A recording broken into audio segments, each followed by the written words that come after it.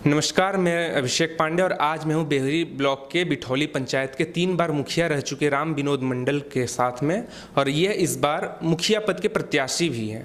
पहले हम इनसे इनका संक्षिप्त परिचय जानेंगे और बिहार पंचायत चुनाव के बारे में इनसे कुछ बातचीत करेंगे।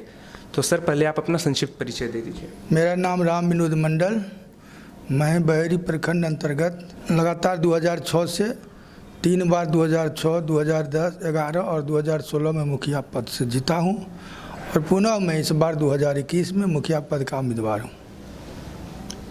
तो आप इससे पहले मुखिया पद पर रह चुके हैं, इस बार फिर आप मुखिया पद के उम्मीदवार हैं। तो पहले आपके कामों को यहाँ की जनता ने कितना पसंद किया, क्या लगता है आपको? यहाँ के 2006 में जब हम चुनाव जीत के पहला बार आए थे, उसके बाद लोगों के बीच में हम रह के जो भी काम किए उससे खुश होकर 2011 के जब चुनाव जीते, बहुत अपार मत से मुझे मत मिला और मैं लगातार लोगों के बीच में काम करता रहा। 2016 में भी हम अपार मत से चुनाव जीते और जनता की मांग पर पुनः 2021 में नामांकन कराकर उम्मीदवारी दे रहा हूं। और इस बार भी आशा और उम्मीद है कि बहुत पूर्ण रूप से जनसंलाप मेरे पीछे उभरा हुआ है और मैं अधिक मतों से अपना रिकॉर्ड को तोड़ने का काम करूंगा, क्योंकि मैं जनता के बीच में रह के, मेरी लड़ाई जात पात का नहीं, मेरी लड़ाई गरीब और अमीर की है।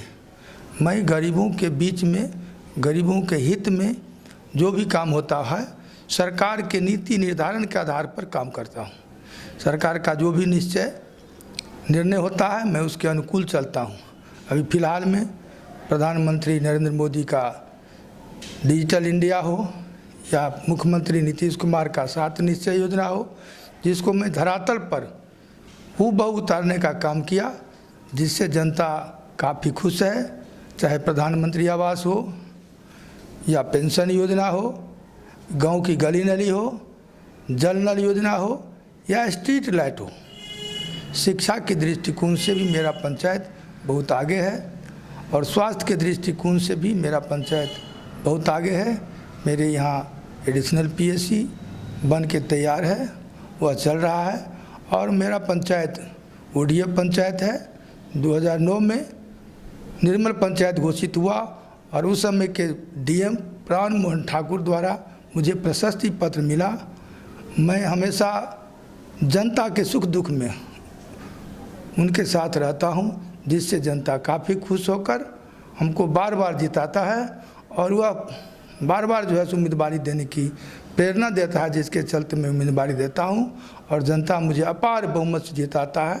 मैं मुखिया पद रहते हुए भी कभी भी कम वोटों के अंतर से नहीं, बहुत ज़्यादा मतों के अंतर से जीतते आया हूँ। आपके जितने भी विरोधी हैं, इस बार उनका कहना है कि वो आगे चल रहे हैं, उनका मतलब जीतने का उम्मीद ज़्यादा है, ऐसा कह रहे हैं। तो इसे आप कैसे देखते हैं? ये प्रत्येक बार होता है, क्योंकि वे लोग पैसा की खेल करते हैं। अभी भी देखिए, सरकार का जो निर्णय है, जो मुखिया 40,000 रुपये से ज़्यादा नहीं खर्च करेगा, लेकिन अभी भी देखिए हमारे जितने भी विरोधी हैं, वे जो है सो बड़े बड़े गाड़ी पर बैठकर प्रचार करते हैं।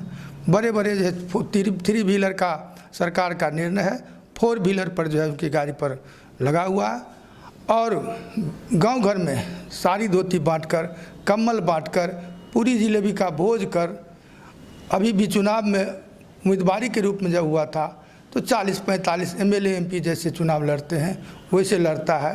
बड़े बड़े दिग्गज नेता को उतारते हैं। अभी फ़िलहाल में इस चुनाव के नामांकन के समय हम देखे थे, उपेंद्र कुशवाहा को मंगाया गया और 300 गाड़ी का काफिला इस पंचायत में भ्रमण कर लोगों को दिखलाया गया जो मैं इतनी महान आदमी हूँ और मैं इस साधारण आदमी को ध्वस्त कर दूंगा। लेकिन जनता की सोच और जनता की आवाज़ वो दबा देती है और पुनः अपार बहुमत से हमको जिता देती है।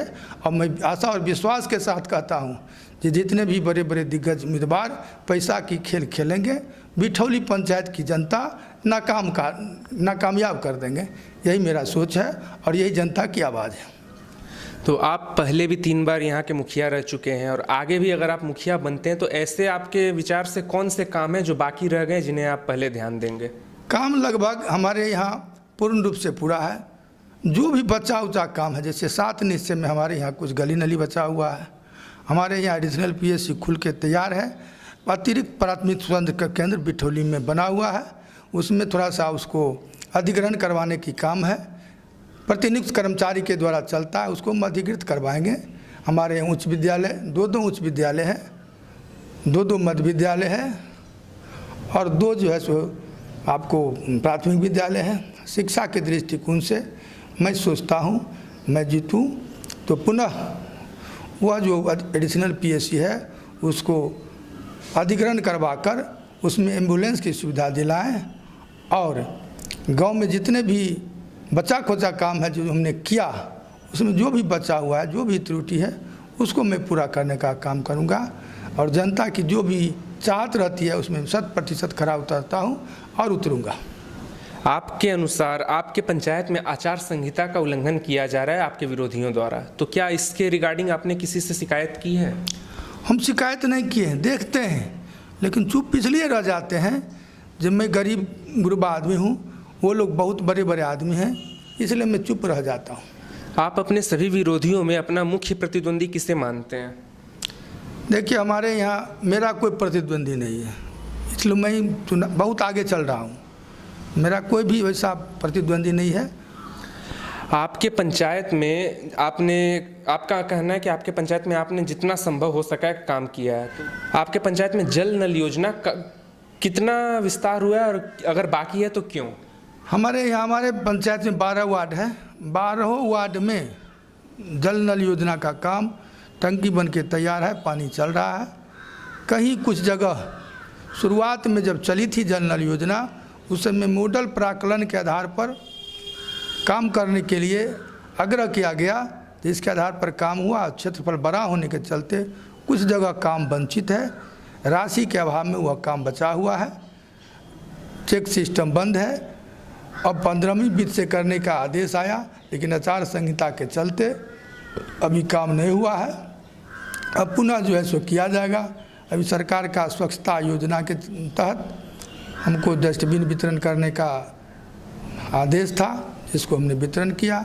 उसके बाद डस्टबिन के लिए कचरा प्रबंधन में मेरे पास में अगर मैं पुनः जीतूंगा तो उसमें डंप करने के लिए उसका गाड़ी का व्यवस्था करूंगा और कचरा को जो है सो किसी एक निश्चित स्थान पर उसको जमा करके रखूंगा और उससे खाद्य सामग्री का उपयोग भी करूंगा। मेरे यहाँ जल नल योजना, सरकार की गली नल योजना, हर दलित महादलित मोहल्ला में जाकर देखिए, हर जगह जो है कहीं भी ऐसा मोहल्ला दलित महादलित नहीं है जहाँ पक्कीकरण का काम नहीं हुआ है। और जल नल योजना में 12 वार्ड का 12 वार्ड पूर्ण रूप से काम कर रहा है, उसमें कहीं कहीं दिक्कत नहीं है। जो बचा हुआ काम है उसी में जो क्षेत्रफल के आधार पर जो मॉडल प्राकलन के आधार पर काम हुआ वह राशि आएगी तो निश्चित रूप से अगर हम मुखिया रहेंगे तो उसको हम पूरा करेंगे।